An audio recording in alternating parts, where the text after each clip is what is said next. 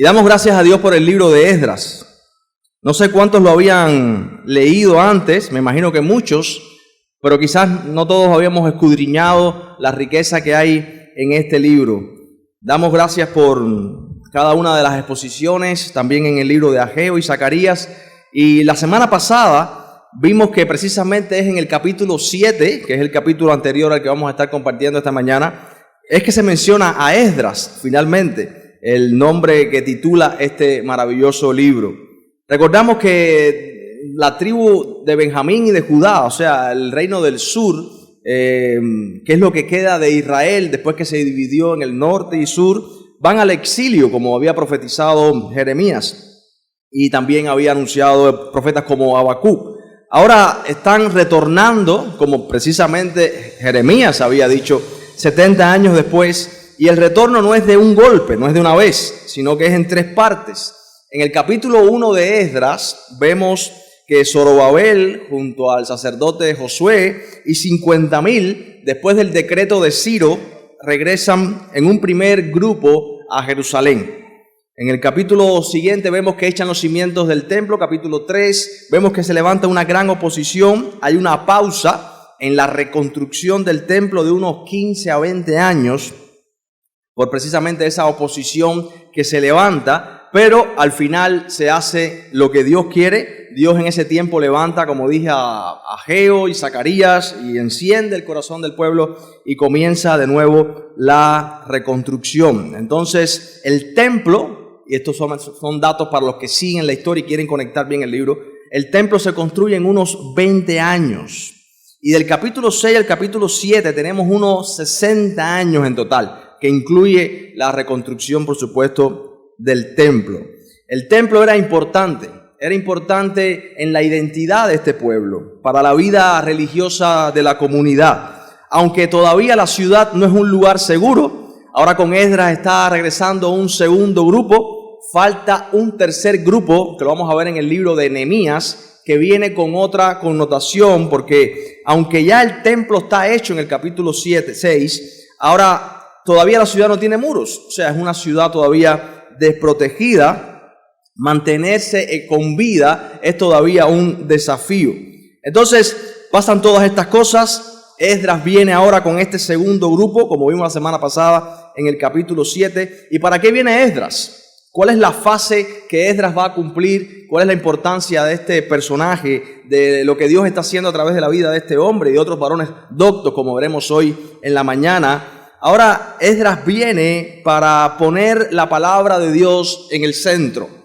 En esta etapa de la restauración, lo que Esdras viene a restaurar es precisamente la fidelidad del pueblo a la ley de Dios. Una identidad basada en guardar el pacto en la palabra de Dios. Precisamente por no guardar el pacto fue que en primer lugar ellos fueron juzgados y llevados al exilio.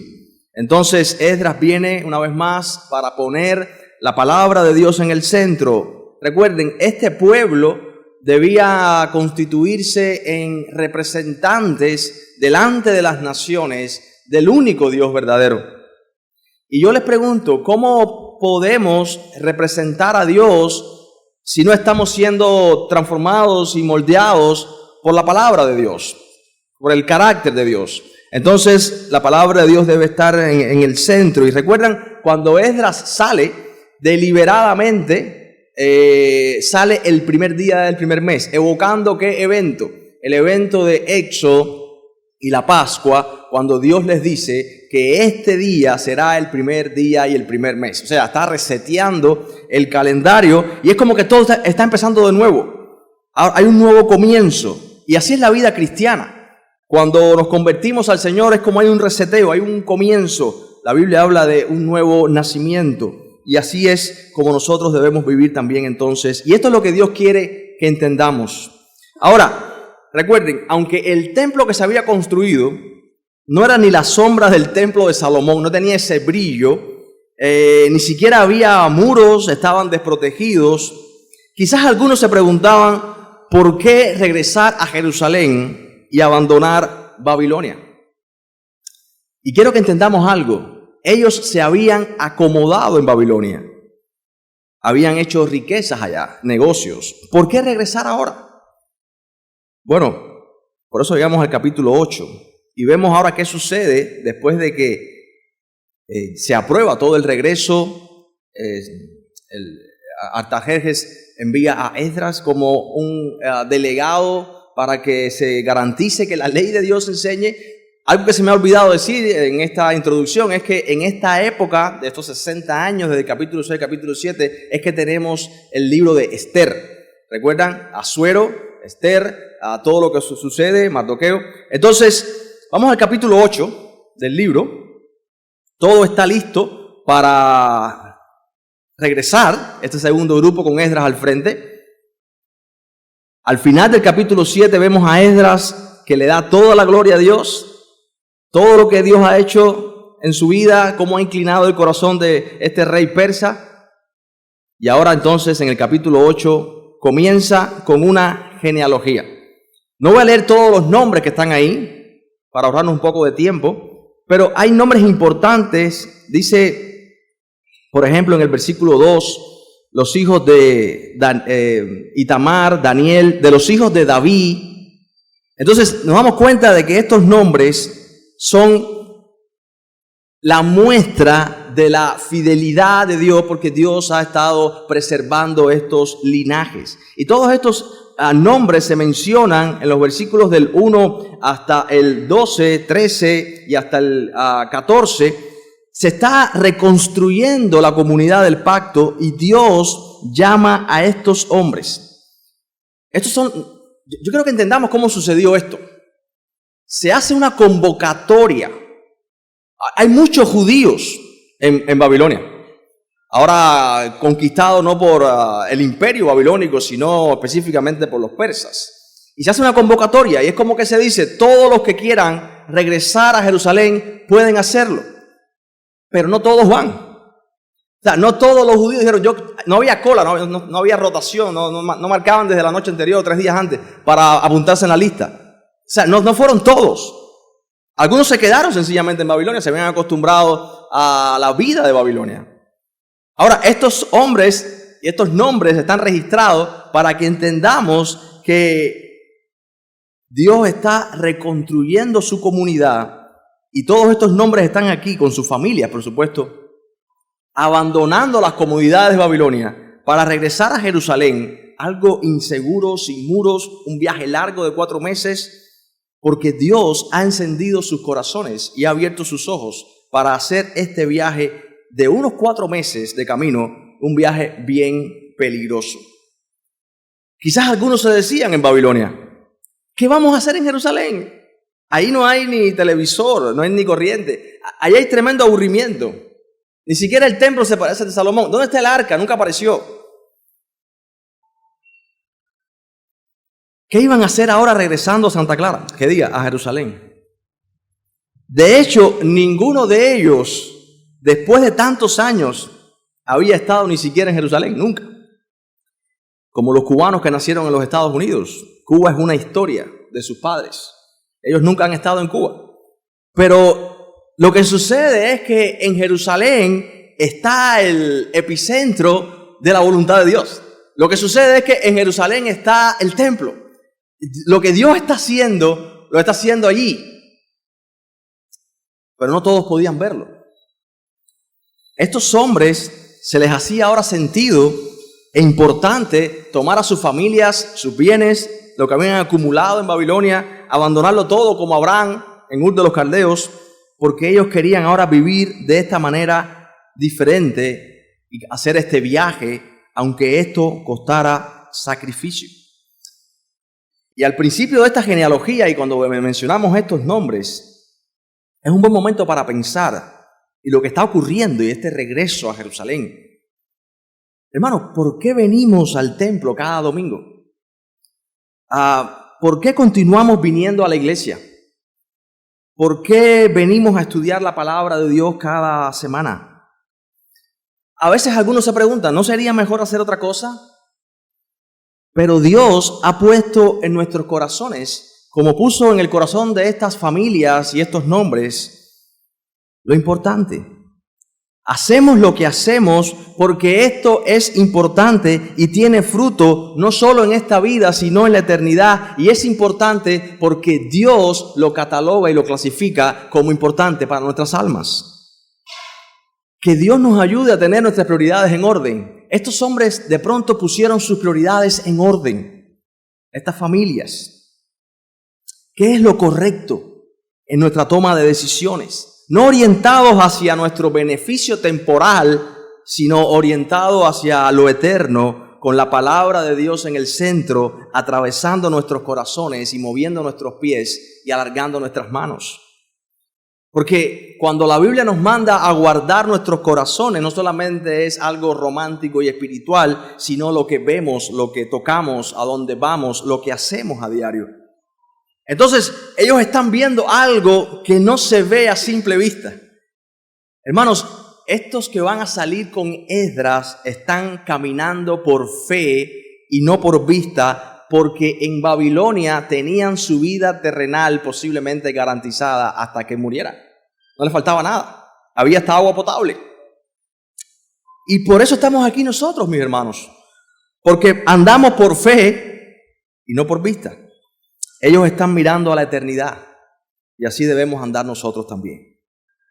Entonces Esdras reúne, si alguno hizo las matemáticas de los nombres junto con la cantidad de gente que sale, se menciona en el versículo 4, 200 varones, en el 5, 300. Bueno, si haces la matemática y sumas a los niños y a las mujeres, deben haber sumado como 7,000 personas aproximadamente, que están reunidos con Esdras. Ahora, a punto de salir, lo que sucede es que en un campamento hacen una especie de censo. Fíjense en el versículo 15 del capítulo 8, después de mencionar a todos los nombres que van a salir, dice: los reuní junto al río que viene a Ahava y acampamos allí 3 días, y habiendo buscado, y este es el problema que va a ocurrir ahora, habiendo buscado entre el pueblo y entre los sacerdotes, no hallé allí de los hijos de Leví. Entonces, hacen esta especie de censo. Es importante, hay reglas, hay leyes, hay que saber específicamente después de la convocatoria abierta que se hizo por tiempo, los que finalmente vinieron y van a salir a Jerusalén. Entonces, es importante tener todo en orden y se apunta bien quiénes van a salir. Pero hay un problema. ¿Cuál es el problema? Después de una convocatoria abierta, ¿quiénes quieren irse a Jerusalén? Tenemos como 7,000 personas en total. No son muchos realmente, en comparación con los que estaban en Jerusalén, en Babilonia, viviendo después de la deportación, que habían nacido allá. Pero hay un problema. Dice: no hallé allí de los hijos de Leví. O sea, y esto es importante, porque no hay nadie de los levitas. ¿Quiénes eran los levitas? ¿Qué decía la ley acerca de los levitas? La ley decía que los que debían llevar, guardar, utilizar los instrumentos y utensilios sagrados del templo era la familia o el linaje, la descendencia de la familia de Leví. Entonces hay un problema, porque Esdras quiere hacer las cosas como Dios ha dicho. Y no hay nadie de la familia de Leví. No hay servidores del templo. En la iglesia deberíamos anhelar también hacer las cosas como Dios dice en su palabra, pero muchas veces, yo me imagino que había uno del grupo que le dijo a Esdras: no te preocupes, ponemos a cualquiera ahí. ¿No? Bueno, no vino ninguno, pues que no venga, que se queden en Babilonia, vamos a poner a cualquiera. Mira toda la lista de hombres que tenemos aquí. Pero Esdras dice: no, las cosas hay que hacerlas como Dios quiere. No tenemos a nadie que predique el domingo. Cualquiera ahí. No, cualquiera ahí. En la iglesia deberíamos anhelar hacer las cosas bien. Y Dios nos ha dicho precisamente cómo se deben hacer las cosas en su iglesia. No tenemos que inventar nada. A veces somos con demasiadas iniciativas. No es que sea malo tener iniciativa. Lo que es malo es tener iniciativa fuera de la voluntad de Dios. Hermano, pero hay un punto aquí, ¿no? A veces es muy difícil encontrar servidores.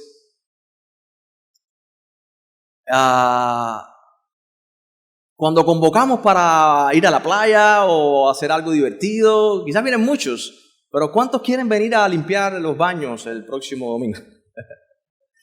¿Cuántos quieren encargarse de que el ventilador esté puesto en la mañana temprano? ¿Cuántos quieren encargarse de que el gato que ha esparcido minas antitanques por toda la propiedad puedan ser recogidas para que nadie las pise, ¿no? Era difícil encontrar servidores. Estos eran los que iban a servir en el templo. Ahora, fíjense lo que hace Esdras, versículo 16. Dice Esdras que despachó a hombres específicos, Eliezer, Ariel, Semaías, Elnatán, Jarib, Elnatán, todos estos hombres, dice hombres principales. Asimismo a Joiarib y Elnatán, hombres doctos. Yo quiero que entendamos que Esdras no solamente había preparado su corazón en Babilonia para entender correctamente la palabra de Dios y asegurarse de que el pueblo de Dios luego la entendiera correctamente, sino que ya él había inaugurado seminarios y seminarios de enseñanza de la Biblia en toda Babilonia.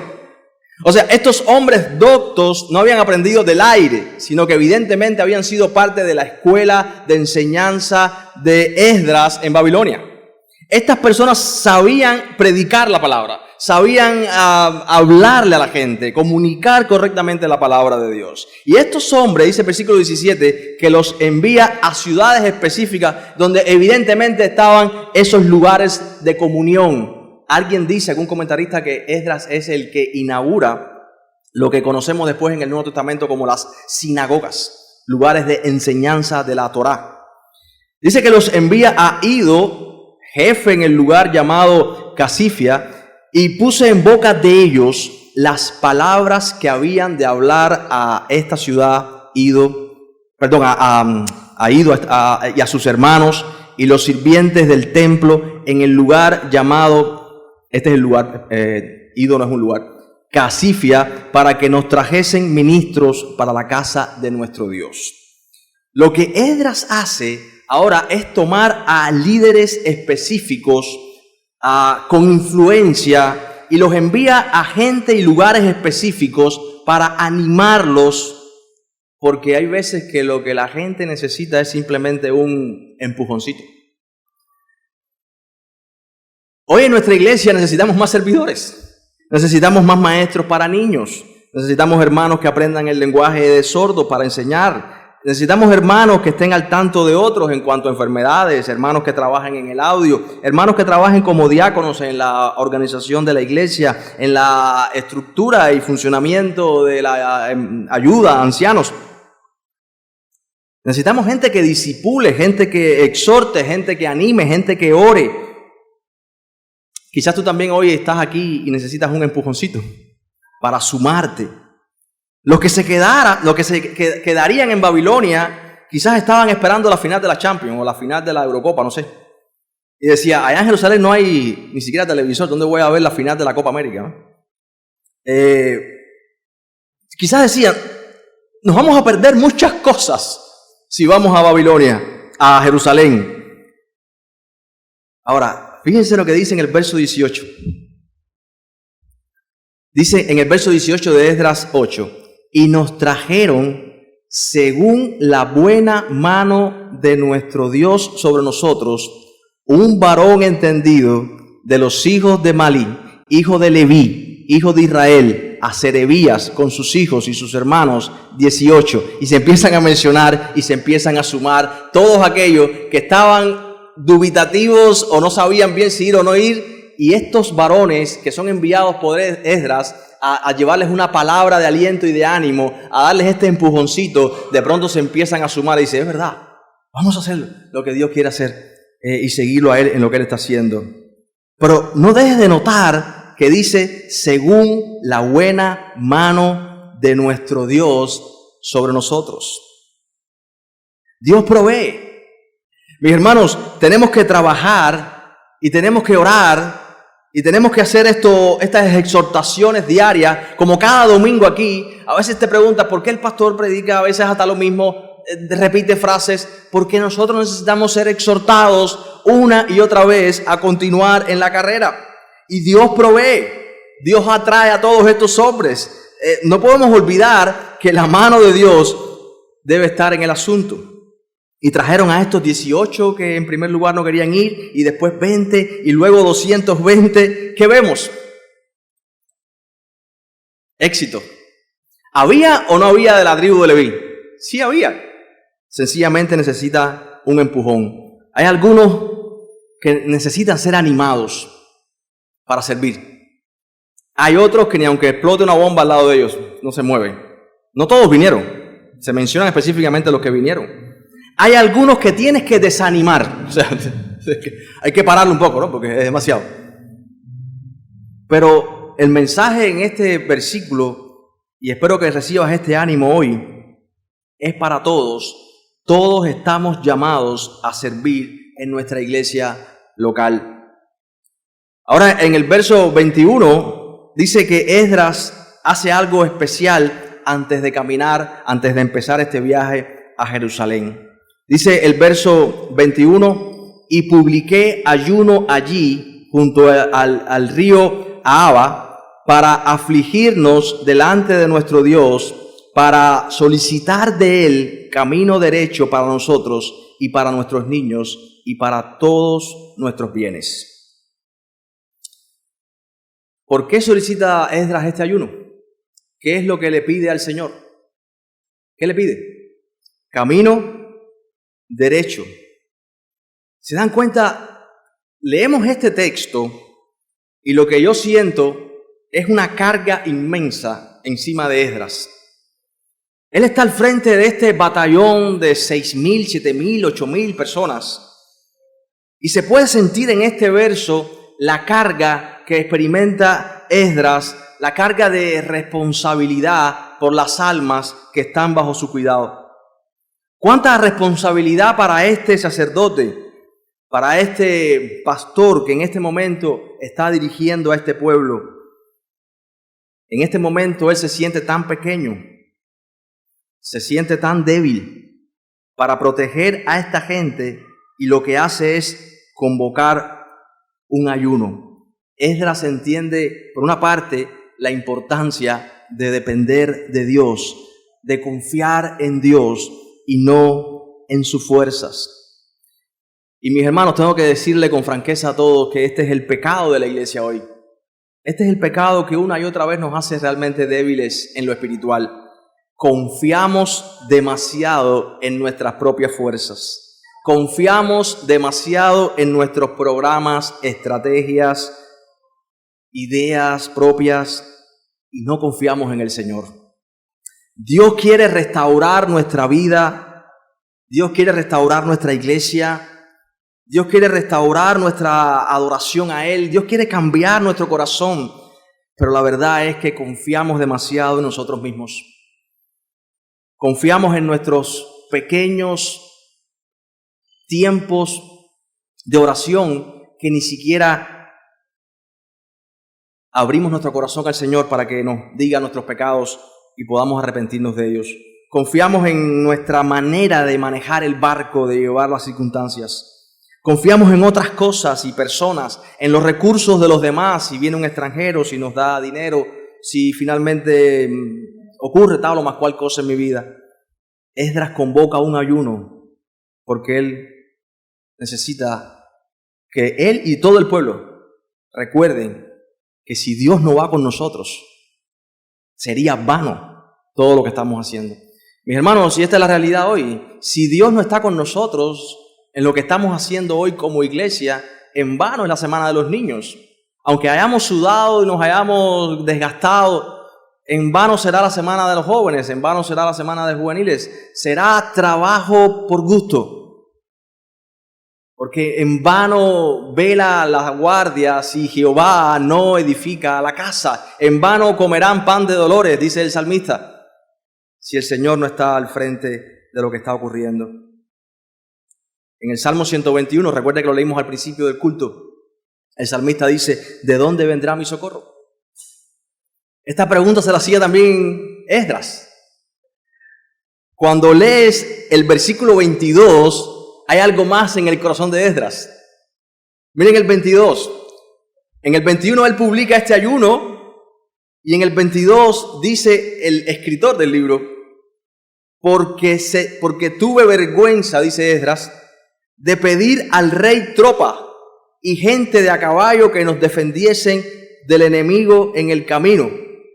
¿Por qué siente vergüenza de pedirle al rey persa, a este emperador, tropas para que los protegiera? Dice en el versículo 22, porque habíamos hablado al rey diciendo, la mano de nuestro Dios es para bien sobre todos los que le buscan, mas su poder y su furor contra todos los que le abandonan.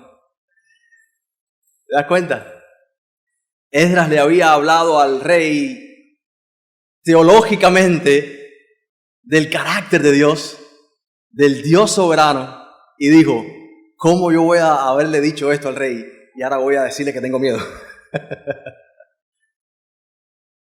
Pero muchas veces nos pasa eso, ¿no? Teológicamente entendemos en la mente quién es Dios, pero en la práctica no confiamos en ese Dios soberano, sino que pedimos a tropas. Muchas cosas de este mundo. Y no es que esté mal ser prudente. De hecho, vamos a ver después que Nehemías sí pide tropas en el libro de Nehemías. Pero en este momento, el pueblo de Dios, en una misión donde era poner la palabra de Dios en el centro del corazón de esta gente, necesitaba esta muestra. Así como en Egipto se abrió el mar rojo y era importante que el pueblo entendiera quién es este Dios soberano que está por encima de todos los dioses de los egipcios, el Dios que con su palabra creó el sol. Lo que los egipcios tenían como un Dios sencillamente era una creación de Dios. Y el mar rojo fue abierto para que entendieran la soberanía y el poder del Dios creador de los cielos y de la tierra. Ahora ellos tenían que entender que el Dios que los estaba sacando de Babilonia finalmente, y el viaje que ellos iban a hacer a Jerusalén, aunque estaba lleno de asaltadores y de ladrones, el Dios los iba a guardar bajo su poderosa mano. Entonces dice el versículo 23, ayunamos pues y pedimos a nuestro Dios sobre esto. Y él no fue, ¿qué? Propicio. ¿Cómo Esdras sabe que le fue propicio? ¿Por qué llegaron? ¿Cómo tú vas a saber finalmente que Dios fue propicio en todo tu caminar? Cuando estemos en el cielo. Cuando estemos en el cielo, dice Apocalipsis, que ellos echaban sus coronas y decían, porque solamente tú eres digno de recibir toda honra y todo el poder y todo el imperio. Hermanos, Dios nos ha sido propicio. Dios está siendo propicio. Él está abriendo un camino para que nuestros pies avancen en lo espiritual. Aunque sabemos que toda esa conclusión de este entendimiento de cuán propicio está siendo Dios ahora, lo tendremos finalmente en el cielo. Pero Esdras no se creyó fuerte en sí mismo. Él necesitaba que ninguno de los que regresaban con él se sintieran fuertes. Hermanos, la oración y el ayuno en nuestras vidas nunca están de más. Necesitamos orar de verdad. Porque la verdad es que estamos rodeados también de peligros. Y Dios todo el tiempo nos está librando. Sin ser a veces ni siquiera conscientes de esto. Ni siquiera podemos estar seguros de cómo es que hemos llegado hasta este punto de nuestras vidas vivos. Seamos sinceros. Piensa en tu niñez, todo lo que te pasó, de los lugares que te caíste. Nadie puede decir que en sus fuerzas ha logrado mantenerse vivo hasta el día de hoy. Solo la mano de Dios en su infinita misericordia nos ha preservado desde el día de nuestra concepción hasta este segundo que respiraste. Y a veces ni siquiera hemos orado como deberíamos. Dios ha tenido compasión de nosotros. Ahora imagínate cómo recibiríamos su providencia, su cuidado. Como dice Esdras, Él nos fue propicio. Si tú has orado, has encomendado tu vida a Dios para que Él te dé un camino derecho. Y recordamos que Dios nos ha dado ese camino. Jesús lo dijo claramente. Yo soy el camino, la verdad y la vida. Dios nos ha dado este camino derecho para no perdernos en Cristo. Nos ha dado su palabra. La mano de Dios está sobre su pueblo que le busca, le invoca, le anhela, dice Esdras. Pero tenemos que asegurarnos de que las decisiones que estamos tomando sean decisiones, como dice aquí el salmista, el escritor de Esdras, dice, Dios es para bien sobre todos los que le buscan. Dice, más su poder y su furor contra todos los que le abandonan. Qué hermoso versículo, pero qué advertencia más grande. Su poder y su furor están para todos los que le abandonan, pero ese poder y su bien están para los que le buscan. Dice entonces, versículo siguiente, versículo 24, aparté luego a 12 de los principales de los sacerdotes. Dice en el versículo 25, les pesé la plata, el oro, los utensilios, ofrenda que para la casa de nuestro Dios habían ofrecido el rey y sus consejeros. Este es el problema de Esdras. Van con muchas riquezas, van con ofrendas. Y hay muchos ladrones en el camino. Va a ser un viaje de 4 meses. No son un ejército organizado. No tienen ni siquiera cómo defenderse. Ellos oran y ayunan, pero al mismo tiempo Esdras ahora tiene sabiduría y es prudente. No es uno solo el que lleva todo el botín o un grupo de 2 y 3 en una caja, sino que reparten todo el tesoro entre todo el pueblo, entre los sacerdotes, en varios puntos del grupo que va marchando. Se reparten todos los bienes. Toman decisiones prudentes. Hermanos, poner nuestra vida en manos de Dios va a generar al mismo tiempo que nosotros tomemos decisiones sabias con lo que hacemos. Señor, me pongo en tus manos. Sí, pero ¿cómo son las decisiones que estás tomando tú en tu vida, en tu marcha espiritual? Esdras encarga a estos hombres, divide las riquezas, reparte responsabilidades, fue sabio, fue prudente. Después vemos que él va a pedir cuenta a cada cual de su mayordomía. Entonces partieron hacia Jerusalén. Todos estaban en sus responsabilidades. Dice el versículo 28, vosotros estáis consagrados a Jehová, son santos los utensilios, la plata, el oro, ofrenda voluntaria a Jehová, Dios de nuestros padres. Dice el versículo 29, vigilad y guardarlos hasta que los peséis delante de los principales, de los príncipes, de los sacerdotes y levitas y de los jefes de las casas paternas de Israel en Jerusalén, en los aposentos de la casa de Jehová. Ellos al final tenían que dar cuenta de su mayordomía, porque Dios va a pedirnos cuentas a todos de la mayordomía que nos ha dado. No solamente al tesorero de la iglesia, sino a todos. ¿Qué hicimos con nuestras vidas? Con lo que Él nos dio. Y partieron, y se repite versículo 31, y partimos el 12 del mes primero para ir a Jerusalén, verso 31, y se repite la frase, y la mano de nuestro Dios estaba sobre nosotros, y nos libró de mano del enemigo y del acechador en el camino. Hermano, yo realmente quiero que tengas mucho ánimo en esta mañana con este versículo. Ellos partieron hacia Jerusalén. Se repite que la mano de Dios está sobre ellos. Se dice que Dios los libró de la mano del acechador y del enemigo. Yo quiero que tú entiendas que en realidad el peor enemigo que tú tienes eres tú mismo. Ellos fueron fieles, ellos ayunaron. Vamos a ver qué pasa en el capítulo siguiente, en capítulo 9, porque todo no es color de rosa. Pero en este momento ellos están ayunando, ellos se están encomendando al Señor, ellos tienen un gran tesoro en sus vidas, en sus almas, en sus cuerpos, con ellos tienen un propósito, la mano de Dios está sobre ellos y Dios los libra. Hermanos, nada ni nadie, escucha bien, nada ni nadie puede entorpecer lo que Dios va a hacer con su iglesia. La iglesia de Cristo va a caminar en este mundo contra montañas, contra desafíos, contra oposición que se levante. La mano de Dios Todopoderosa está con su pueblo y nadie podrá detener el embate de la iglesia. Las puertas del infierno, dice el Señor, no prevalecerán contra la iglesia. Pero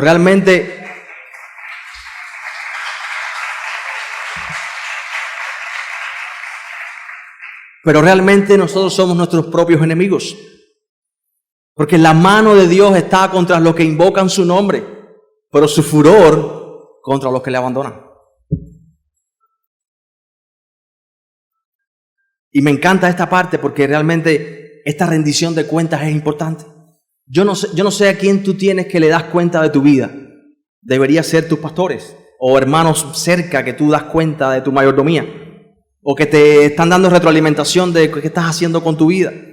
Pero hay una rendición de cuentas al llegar. Todo es transparente. Y Esdras no toca las cuentas, no toca ningún tesoro. Esdras garantiza que todo sea transparente. Cuando llegan dice que se apunta todo. Dice el versículo 34, por ejemplo, por cuenta y por peso se entregó todo y se apuntó todo aquel peso en aquel tiempo. Mira, donde hay reguero de contabilidad, donde no se sabe qué entró, qué no entró, quién tuvo, quién no tuvo, dónde está esto, ahí hay pecado. Ahí hay pecado. Hay un dicho que dice, a río revuelto, ganancia debe ser de pecadores. Dice que se apuntó todo. Por eso, hermanos, es importante que todo en nuestra iglesia esté claro. Si llegan ofrendas a la iglesia, todo debe estar claro, apuntado. Y no debe saber los ojitos ni el pastor nada más, debe saberlo toda la iglesia si es posible. Que todo esté claro, lo que Dios nos ha dado. Lo que te den a ti como persona es tu problema. Cómo tú lo vas a usar en privado. Pero lo que se le dé a la iglesia debe estar claro. Es interesante este versículo. No tenían computadora, ni tenían tablas de Excel, y todo estaba claro. Y era mucho más dinero que lo que podemos tener nosotros en 20, 50, 100 años. A cuenta corriente de hoy, ¿no? Dice, por cuenta y por peso se entregó todo lo que se había salido 4 meses después y se apuntó. Versículo 35, los hijos de la cautividad, los que habían venido del cautiverio, ahora con conciencias limpias, entregaron todo, ofrecieron ¿qué cosa? Holocaustos. Por primera vez sucedió esto ahora en el templo. Al Dios de Israel, 12 becerros por todo Israel, 96 carneros, 77 corderos, 12 machos cabríos por expiación, todo en holocausto a Jehová. Y entregaron los despachos del rey a sus sátrapas y capitanes del otro lado del río. Y dice, los cuales ayudaron al pueblo y a la casa de Dios. Vemos al final de este capítulo 8 este sacrificio que hacen a Dios, lo que no podían hacer en Babilonia. Ellos ahora como pueblo especial están recuperando su identidad única, su identidad propia. Así como cristianos, nosotros tenemos esta identidad única. Pero no basta con decir, somos la iglesia, somos miembros de la iglesia. No, tenemos una identidad única porque tenemos la palabra de Dios que debe estar en el centro de nuestros corazones. Y esto nos hace ser íntegros, y esto nos hace ser transparentes en nuestras vidas. Y esto nos hace realmente estar creciendo espiritualmente. No es una religiosidad donde santurronamente estoy tapándome con un disfraz de guardar ciertas cosas, sino que ahí en mi vida una mayordomía, estoy siendo responsable de lo que Dios me ha dado, soy transparente con lo que tengo, soy transparente con mis pecados, con mis hermanos, estoy lidiando y luchando junto con mis hermanos para crecer en lo espiritual. Hay una realidad donde los sacrificios que estoy haciendo no son sacrificios como los becerros y los carneros, sino sacrificios vivos, donde mi cuerpo está presentado en este sacrificio vivo, santo, agradable al Señor. Y esa es nuestra identidad. Hermanos, estamos en este mundo para representar al Dios justo, al Dios santo. Y yo soy alguien que está creciendo en la justicia de Dios, en su carácter santo. ¿Cómo voy a representar a Dios correctamente si mi vida es un desastre? Mi vida es un desorden.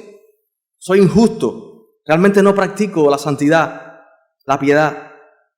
No estoy siendo modelado por la verdad de Dios, transformado por la verdad de Dios. Como cristianos tenemos esta identidad única. Y al otro lado del río se constata que la mano de Dios está sobre ellos. Esdras fue diligente, Esdras preparó su corazón y se hizo esta convocatoria para regresar. Fue sabio, fue prudente, la mano de Dios está sobre él. Esdras siguió siendo diligente. Esdras estaba listo para hacer todo esto. Yo te pregunto, mi hermano, ¿cuántos quieren que Dios haga grandes cosas con tu vida? Eso se dice mucho, Se dice mucho y los mensajes de hoy son como: hay cielos abiertos para ti. Dios tiene un gran plan para tu vida. Tú dices, amén. ¿Cuántos quieren de verdad que Dios haga grandes cosas con tu insignificante y ordinaria vida? La pregunta que debes hacerte es: ¿estoy listo para que Dios haga estas cosas conmigo? ¿Estás seguro de que tienes un corazón preparado para esto? Porque el corazón del problema es el problema de tu corazón. Y Esdras lo primero que hizo fue preparar su corazón para que la palabra de Dios tomara forma en su vida. Y después es que Dios va a hacer cosas grandes con Esdras. Los que iban a Jerusalén de Babilonia iban caminando por fe. Dios les dejó ver el brillo de la eternidad a través de eso, que no se parecía al templo de Salomón, ni siquiera tenía muros para defenderse, pero Dios les dejó ver el brillo de la eternidad, descorrió las cortinas. Hermanos, que Dios nos deje ver hoy el brillo de lo que no se ve a simple vista, con el ojo de la fe en nuestro caminar cristiano. Cuando dejamos la comodidad de nuestros hogares o la comodidad de nuestros planes, que parece que van a darnos mucho jugo, pero vamos a dejar todo eso por servir en verdad al Señor, creador de los cielos y de la tierra, porque estamos viendo lo que no se ve con el ojo humano, la riqueza que no está a simple vista. Tenemos los ojos puestos en lo eterno y no en lo temporal, cuando estamos invirtiendo nuestras vidas para lo celestial, cuando estamos sacrificando lo terrenal por lo que está más allá del sol, cuando estamos viviendo el día de hoy a la luz de la eternidad, entonces Dios y su buena mano va a estar con nosotros y vamos a ver grandes prodigios, señales y milagros en transformaciones aparentemente pequeñas, transformaciones profundas en tu corazón que te harán vivir y ver la vida totalmente diferente.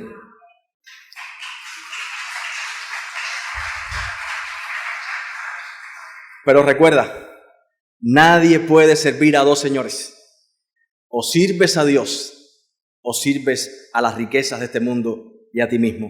En este viaje necesitamos correr con paciencia la carrera que tenemos por delante, seguros de la bondad y el poder de Dios, pero con integridad, sin desestimar tampoco al enemigo, sin desestimar a nuestro pecado, con el enfoque correcto, con el corazón correcto, caminando en pos de lo supremo para la gloria y alabanza de nuestro Dios. Vamos a orar, mis hermanos. Padre, gracias por el libro de Esdras. Hay verdades tan profundas aquí que golpean nuestro corazón y nos hacen ver nuestro pecado. Abre nuestros ojos, como abriste los ojos de todos estos hombres y de Esdras, porque él mismo lo reconoce, que fue fortalecido por tu mano, y solamente así pudo reunir a estos hombres para que fuesen con él a Jerusalén. Dios mío, parece tonto a veces lo que hacemos delante de los estándares de éxito de los hombres que buscan la gloria terrenal de los reinos de este mundo. Parece tonto dedicarnos de esta manera, perder nuestras vidas, sudar, esforzarnos en algo que parece que no tiene sentido. Algo que parece pequeño, pero Dios mío, avanzamos y caminamos porque tú echas colirio en nuestros ojos y nos dejas ver por una endija solamente el brillo de lo que está más allá de este mundo. Ayúdanos a seguir preparando nuestros corazones para lo eterno, porque tú los has hecho, tú nos has hecho nacer de nuevo. Ayúdanos a preparar nuestros corazones para enseñar tu palabra, para que la gente que la escucha pueda ser transformada verdaderamente, aunque no veamos cambios automáticos ni en nosotros ni en ellos, pero sabemos que tú estás obrando y que tu palabra es poderosa. El Evangelio es poder para salvación a todo aquel que cree. Ayúdanos, Dios, en este viaje, en esta marcha espiritual hacia la Jerusalén celestial. Que tu buena mano esté con nosotros. Que proclamemos constantes oraciones y ayunos, pidiéndote dirección, fuerzas, visión, enfoque en lo verdaderamente importante. Que tengamos en orden nuestras prioridades. Que no confundamos, oh Dios, algunas cosas buenas con las cosas importantes, profundas y eternas. Nos encomendamos a ti en esta hora, en el nombre de Jesús. Amén.